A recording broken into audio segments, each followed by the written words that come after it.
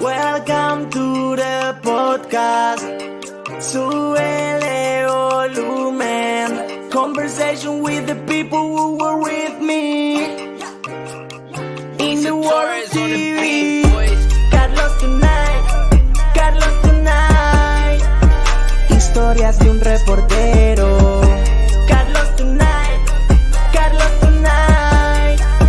Dale que viene lo bueno. Hey everybody, bienvenidos and welcome to Carlos Tonight. Thank you so much for watching and of course for listening on your favorite podcast platform. Before we get things started, I want to invite you to check out my website. That's carlostonight.com. There you can find the latest information on the podcast, the upcoming guests, and check out past episodes. That's carlostonight.com. I have a great episode in store for you this week. It centers around an incident that happened to me not too long ago involving a radio personality in Minneapolis. And she was talking about Carlos Correa, the baseball player. On my show, I'm going to call him the other Carlos Correa, but on her show, I was the other Carlos Correa. So Sheletta Brundidge, she's a comedian, she's an author, she's an advocate for autism, and she's a radio personality for WCCO Radio in Minneapolis. And she was on social media tweeting about the baseball player Carlos Correa moving from Houston to Minneapolis. And she wanted to welcome him to the city with dinner and drinks and hanging out. And she was tweeting at him, trying to get his attention. But her coworker mentioned that she was actually tweeting the wrong person. She was actually tweeting me. And so it was the funniest situation. I'll let her explain it. Everybody wants to talk to Carlos Correa. That's the interview to get. And I don't have an Emmy and 2 Associated Press Edward R. Murrow Awards because I can't deliver.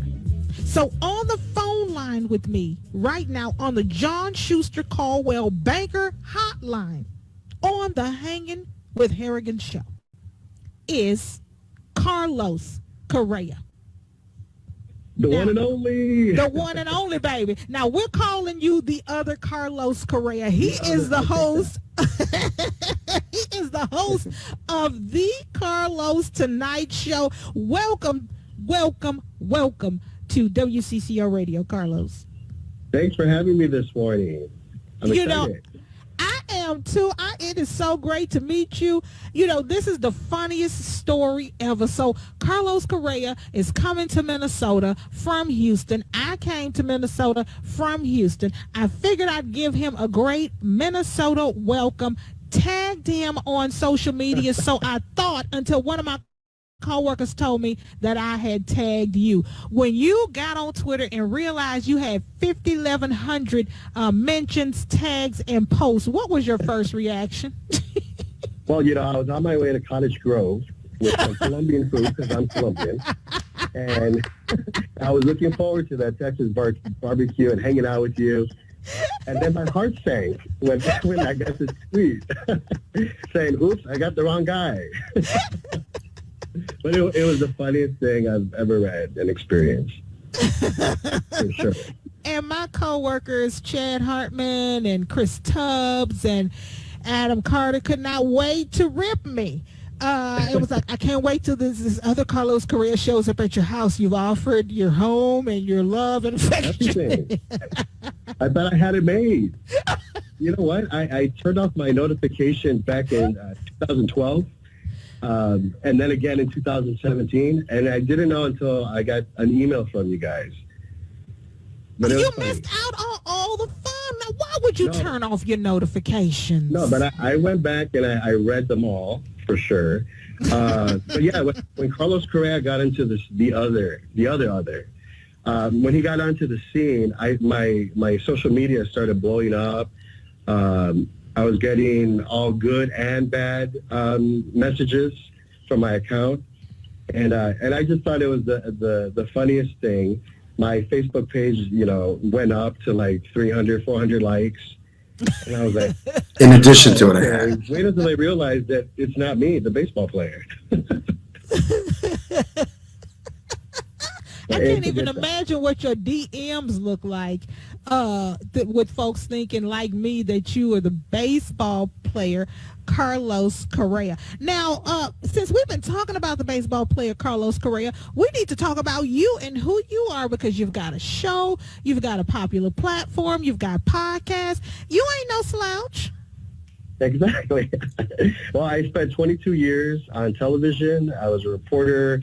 I worked in Chicago, and then I worked in Iowa, Missouri, New Mexico, and then California. I worked in Bakersfield and in San Diego and in Sacramento for CBS. And I thought, my podcast was going to be a pandemic project. And that's how I started it. I called it Carlos Tonight. And basically, I go down memory lane, talking to the people that I met during my TV career. And I introduce my listeners and my viewers to new people and new places that I experienced. And then I also share my Colombian heritage and just talk to folks. We laugh. We educate. It's just a fun time. I love it. But you're still doing it. I mean, what made you continue it this far, 2 years into the pandemic? What changed? I'm going to have to blame my friend Lindsay Hood in San Diego, because I was planning on calling it quits. And then she said, no, you got to continue doing it. I enjoy it. And I said, fine, I'll do it for you. And so I continued doing it. And then it got it got traction. So then it was every other Wednesday. And now I'm doing it every Wednesday. And I get emails saying, hey, I really like that interview with that, that person and this and that. And so that kind of motivates me and gives me the energy to continue doing it, for the listeners, for the viewers. And I'm having a good time doing it. It's great. We are talking to the other Carlos Correa, host of the Carlos Tonight show and podcast. And, I have to agree with your friends and the people who enjoy your show. Once I accidentally tagged you thinking you were the baseball player and, offer my undying love, my home, and have my children ready to call you daddy, and realized that you were not the baseball player with the $100+ million salary on the line. If he can clear this physical, I was a little embarrassed. But I was like, well, let me go check out who this guy is. And that's when I saw the podcast and I started listening and watching, and I just loved it. And, the thing about this podcast, and I have a podcast as well, Carlos, is that it's an equalizer. For so long, voices like ours, your Colombian heritage, my African ancestry, my Creole background, we did not have the voice and the opportunity to share our experiences and tell our family stories in mainstream media. And I just find that these podcasts are such a great way to equalize and level the playing field, and we can reach hundreds, thousands of people, and share our stories and give our voices an opportunity to be heard all over the world. Yeah. What's been the most fun for you having that podcast, having this platform, and being able to speak to people, with people, and for people? As a television reporter, I was able to meet different people every single day and tell stories, and I'm continuing to do that in a different way. So my enjoyment is, hearing people out and learning from their experiences, and then sharing that with other people. I think is just awesome.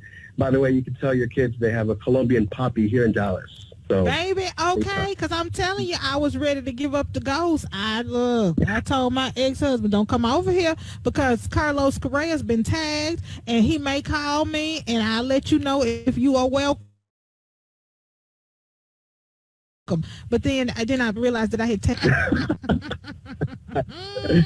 Wait until my mom reads the tweets. Oh, Lord Jesus, don't let your mama read the tweets. Let me go fix them first. Hold on. I don't think Twitter has an edit button. Dang it. Send your mama to Facebook. Let me fix the Twitter tweets, because I don't want your mama to think bad about me. Now, you are going to have to get up to Minnesota to take in a baseball game. You can't be Carlos Correa and not come to a Twins game at this point. Absolutely. You know what? About a few years ago, I was a finalist for a job in Houston, and the guy there was like, wow, wouldn't it be great to have two Carlos Correas in the same market? And I'm like, that would be great. Of course, it didn't work out, but I look forward to it. Well, it Finally was. meeting. Oh my God. It was so great chatting with you. Thank you for playing along and having fun with us and for being on Hanging with Harrigan. And again, now look, this is not a joke. The offer still stands. You are more than welcome to come to Minnesota, take in a Twins game once they get back home from spring training. And I would just love to host you, and we can get in this kitchen and cook up some Creole and Colombian cuisine and eat and get fat and drink Grey Duck vodka, go to the game, and have us a good old time. Absolutely. Listening to music, dancing. I'm for it. Let's do it. Let's do it, baby. By Carlos the way, Correa. Woman of the Year. Yeah, baby. Okay, let me give you a minute to say that again. I'm sorry, I was about to cut you off. You can go ahead and say that again. I wanted to congratulate you for being Woman of the Year. It is awesome. Congratulations. Well deserved. Oh, thank you. And just in case anybody didn't already see and know the story, Carlos, this is just the kind of chick I am. I took out billboards all across town, the digital billboards, and they say congratulations to Sheletta for being Minnesota honoree for USA Today's Woman of the Year. So just in case people didn't already see the article in USA Today, hear me talk about it, post about it endlessly. Now we've got billboards all over town with my picture on it, because that's just the kind of chick I am. Hey, the door's open if you ever want to be on my show, Carlos Tonight. If I ever, hold on, let me text you right now. Hold on, I got your cell phone number, carlostonight.com. Consider me a guest on this week's broadcast. I plan on being the Wednesday guest. Thank you so much. All right, buddy. We'll talk soon. All right, you have a good one. So that's a wrap. Thanks so much for listening and for watching this episode. It was written and produced by yours truly, Carlos Correa. My theme is by Skin Gallus. Remember, you can check out my website, carlostonight.com, for the very latest on the show, as well as see upcoming guests and check out past episodes. That's carlostonight.com.